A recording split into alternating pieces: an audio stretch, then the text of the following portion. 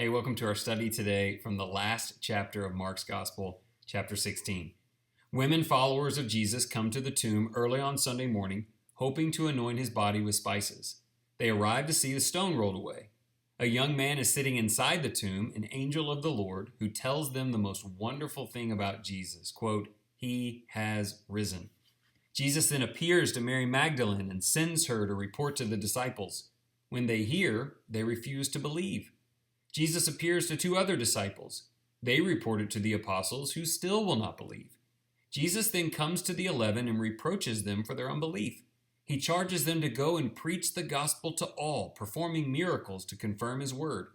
They witness Jesus ascend into heaven and immediately begin spreading his message.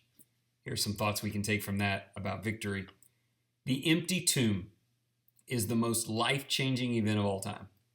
It took some time for the disciples to believe it, as they had always struggled to understand the death portion of Jesus' ministry, but his resurrected appearance in the flesh changed all of that. The followers of Christ went from fear to faith, committing themselves to sharing the power of Jesus over death. Having watched him ascend into heaven, they gave their lives teaching others that he would once again return.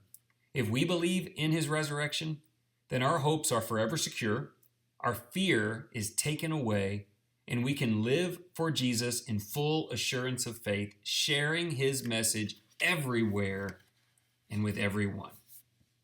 Here are some questions here to challenge us in those ways today.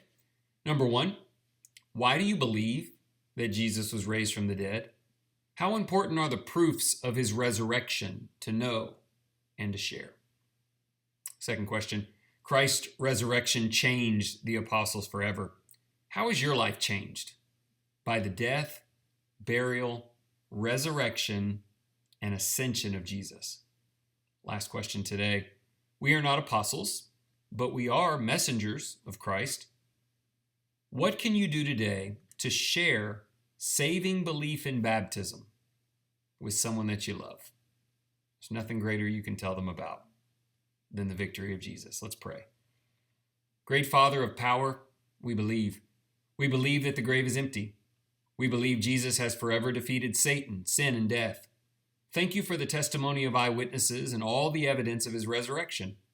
Please provide us opportunities to share this message with others and open their hearts to move from fear to faith, from unbelief to absolute assurance.